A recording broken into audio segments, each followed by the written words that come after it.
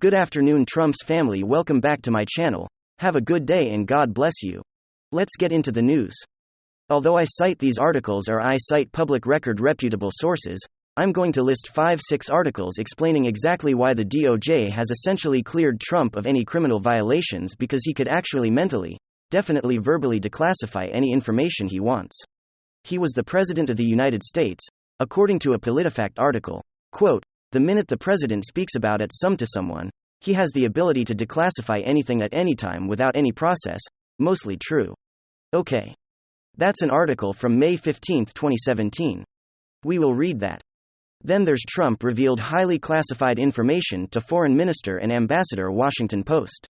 This is the absurd, nonsensical article shared by everyone, and they forget it's according to current and former U.S. officials.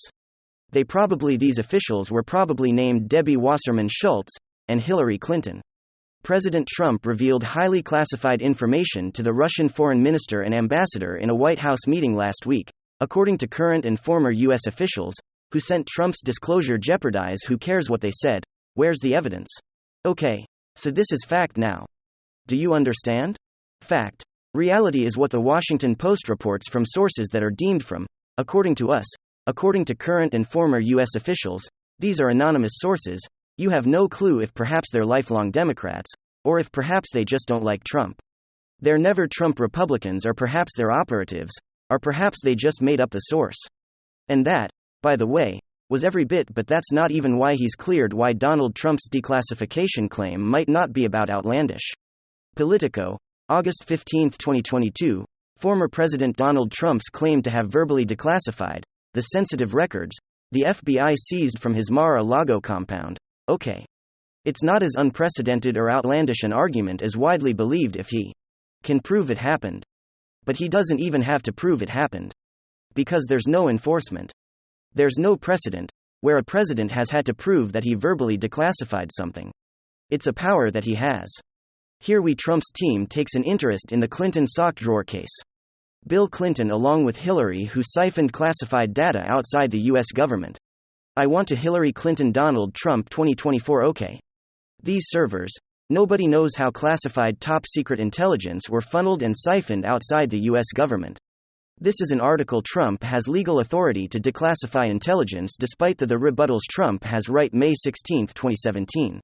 As president, this is Executive Order 13,526. As president, Trump has the legal power to declassify information.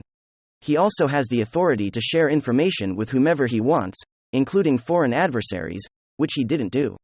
So Trump's National HR McMaster defended Trump's disclosure. It is wholly appropriate for the president to share whatever information he thinks is necessary to advance the security of the American people. So everything he says, by the way, in a meeting is classified.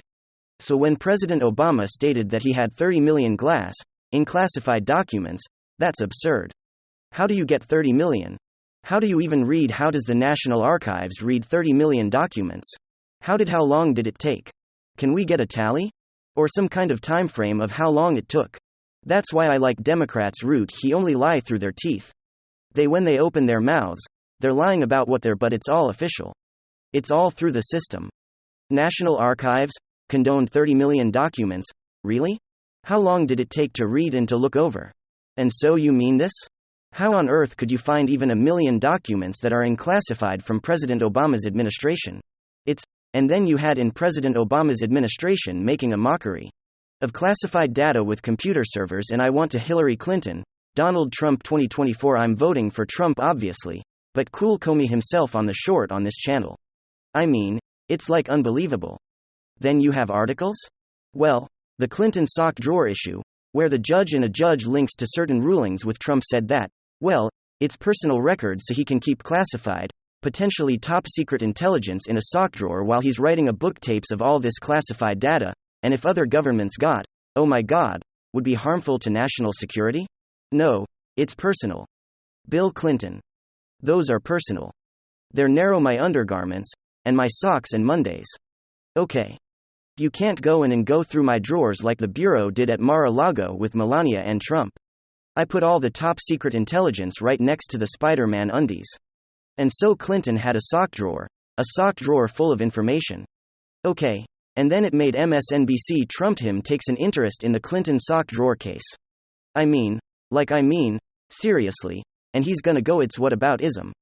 But yeah, of course, you should always engage in whataboutism with Democrats, because they commit so many crimes, or they just do whatever they want, get the system, get the machine, get the bureaucracy, government bureaucracy to just allow them do anything they like. And you have a situation where they never get held very rarely get held accountable. And when they do it's well, no reasonable prosecutor would indict. Watch the segment below, but here you have the department. Okay, so does the president have so the presidential classification declared, experts agreed that the president's commander-in-chief is ultimately responsible for classification-declassification. The majority ruling the 1988 Supreme Court case Department of Navy versus Egan quote, the president, after all, is the commander-in-chief of the Army and Navy United States. According to Article 2 of the Constitution, the court's majority wrote, quote, his authority to classify and control access to information bearing on national security flows primarily from his constitutional investment of power in the president, an executive, and exists quite apart from any explicit congressional grant. Okay. And Steve Aftergood, director of the Federal Federation of American Scientists, who I believe has perhaps a different opinion now because it's Trump, I'm not sure. But he is a foremost scholar on this, very respected and very knowledgeable, brilliant man, said such authority gives the president the authority to quote declass, to classify and declassify at will. Okay. So, even PolitiFact when the article came out, and you will have all of these articles in the description section. Yeah, he mentally did it. And then you have everyone all of late night, everyone we mentally did. Oh, yeah, he did. He mentally declassified. The second he said, symptoms of AIDS not classified, and gave it to and then packed it in his box or took it out of the Oval Office. There's no way you can prove that he didn't. And because there's no way to prove that he verbally declassified or whispered it. If you think that's outlandish, it's interesting, because for years, you had a journalist and a publisher in Julian Assange telling the world, hey, there's a problem with overclassification Snowden. People blowing the whistle on, the fact that secrets detrimental to political parties are routinely classified simply because they're detrimental. The Federal Bureau of Investigation made the Steele sub-source Dan Schenkel, and informants this way they could hide behind what sources and methods sources are methods sources and methods. That's what they do.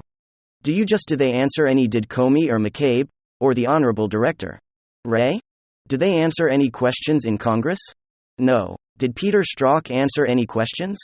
They hardly know any serious questions. What sources and methods? We just can't, and all the sources and methods are classified. And then the ones linked to Clinton happen to be classified. So you can't find out initially that they're linked to Clinton. Okay. So that's how they get away with things. But you've had Rand Paul, you've had a lot of people come out and say, hey, there's a serious issue with overclassification. And it is reverence for the intel agencies. And now Democrats say, oh well, Trump is not above the law. There is no law governing the president, and there was no read in or read out. So that's another one I'll put in. He didn't shine. He didn't sign any documents saying that he was. Where's that article?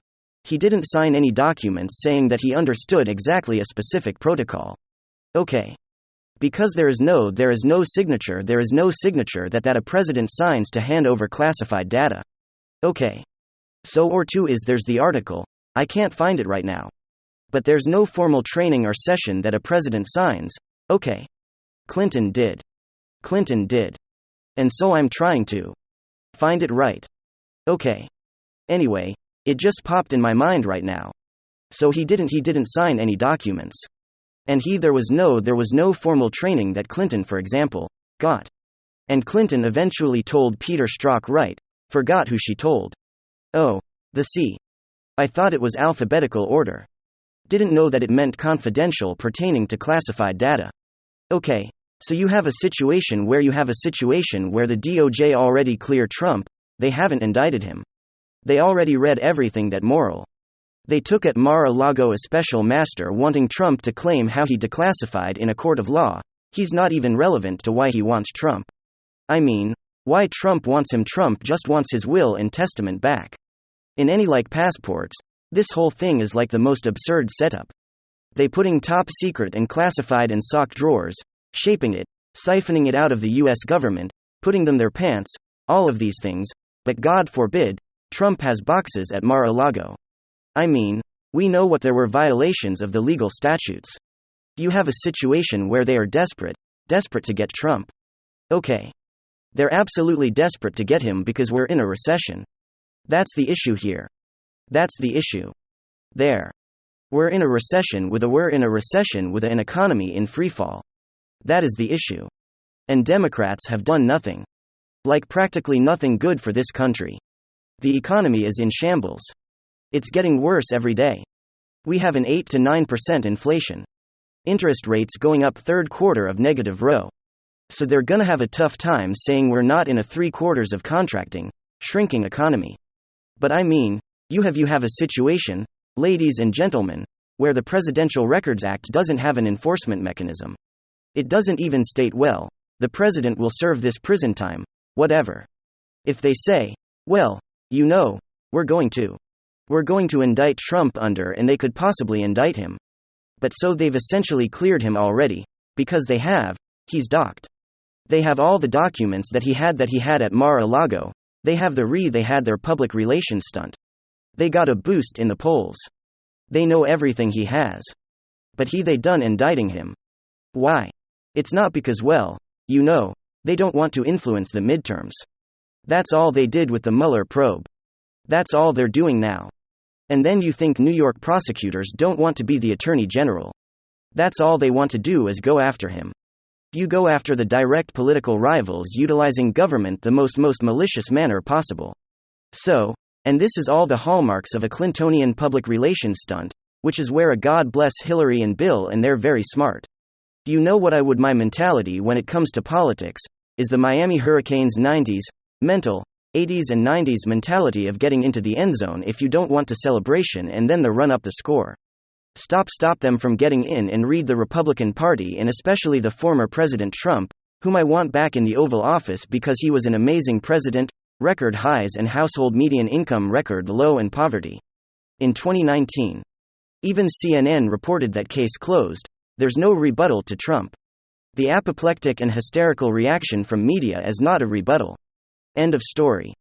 Moral imperative, including the Doha Agreement that Biden botched, was 13 Americans should be alive today. Record low and poverty, record highs and household median income, anti-war president, there's no rebuttal. It's a moral imperative to vote for Trump. But the main thing is Hillary and Bill are brilliantly the US government media. It's like, Trump mishandled classified data, you know, Clinton siphoning classified data outside and go outside the government on a secret servers. Man, that's nothing compared to boxes at Mar-a-Lago. It's all fantasy world. Trump did not damage national security. National security was that was a mockery of classified data. You can't transfer. Nobody even knows how they transferred the data onto unsecured networks outside the US government for 4 years. It was a secret network and 30,000 deleted emails. Nobody even knows what's in those emails. Actually, they do, but whatever might be at Mar-a-Lago, Trump says. Thanks for sticking around. Follow me daily. I will do my best to show you. There's a lot of information that shows what's going on. Remember where we go. 1.